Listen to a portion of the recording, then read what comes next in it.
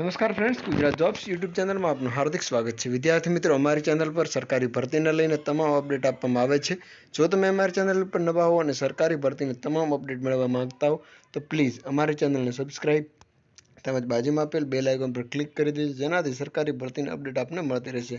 My dear friend, આજનો topic છે આપણે વડોદરા મ્યુનિસિપલ કોર્પોરેશનની અંદર સ્ટાફ નર્સ અને ફાર્માસિસ્ટની જે રિક્રુટમેન્ટ જાહેર કરવામાં આવેલ છે તેની આપણે અપડેટ મેળવવાના છીએ વિવિધ એડવર્ટાઇઝમેન્ટ થકી। તો ચાલો જોઈએ સંપૂર્ણ અપડેટ। આપને સ્ક્રીન પર જે દેખાઈ રહી છે તે છે વડોદરા મ્યુનિસિપલ કોર્પોરેશન એટલે મહાનગરપાલિકા દ્વારા જે પીએસસી કેન્દ્રો છે તેમાં 11 માસના કરાર આધારે જે ભરતી છે એ જાહેર કરવામાં આવેલ છે। અહીં વેબસાઇટ આપેલ છે જેની લિંક હું આપને ડિસ્ક્રિપ્શનમાં આપી દઈશ। 24 તારીખથી આપ ઓનલાઈન એપ્લાય કરી શકશો, 31 તારીખ સુધી આપ ઓનલાઈન એપ્લાય કરી શકશો। સ્ટાફ નર્સ બ્રધર્સની 25 જગ્યાઓ છે અને ફાર્માસિસ્ટ કમ ડેટા આસિસ્ટન્ટની 6 જગ્યાઓ છે।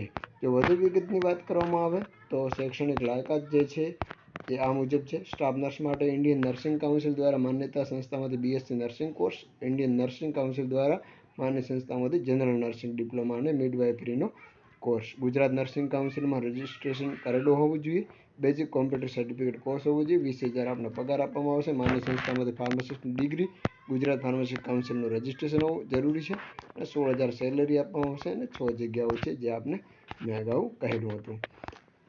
જો અન્ય વાત કરવામાં આવે તો જગ્યાએ ઉમેદવારી કરતાં પહેલાં પોતે પાત્રતા ધરાવે છે કે નહીં તેની ખાતરી કરી લેવાની, માત્ર ઓનલાઈન એપ્લાય કરવાનું રહેશે।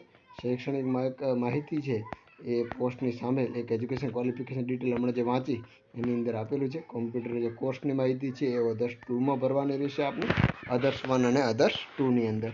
વયમર્યાદા છે 40 વર્ષ તેમજ નિવૃત્ત ઉમેદવાર પણ અરજી કરી શકશે નહીં, વધુ ઉમેદવારને 40 વર્ષ અહીં માગવામાં આવેલ છે। અરજી સ્વીકારવાની છેલ્લી તારીખને ધ્યાને લઈને જ ઉંમર ધ્યાને લેવામાં આવશે। ઉમેદવાર સંસ્થા જે છે CCC અથવા CCC+નો કોર્સ કરેલો હોવો જોઈએ, એ માન્ય સંસ્થામાંથી હોવો જોઈએ।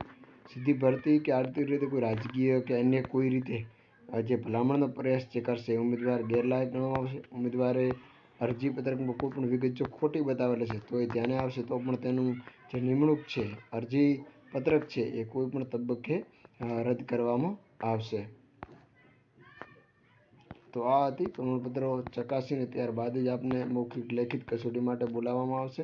કોઈ પણ જાતનું જે મુસાફરી પત્ર છે એ આપને કોઈ પણ પ્રકારનું મળવા પાત્ર નથી અને જો આ ભરતી રદ કરવી હોય તો એ સંપૂર્ણ અધિકાર મ્યુનિસિપલ કમિશનર શ્રી વડોદરાના આવવાનું રહેશે। અરજી કર્યા બાદ કોઈ પણ જો સૂચના છે વીએમસીની વેબસાઇટ પર મૂકવામાં આવશે। તો માય ડિયર ફ્રેન્ડ, આ હતી વડોદરા મ્યુનિસિપલ કોર્પોરેશનની ભરતી। આવી જ ભરતી સાથે ફરી મળતા રહીશું। Thank you so much for watching this video. જય હિન્દ।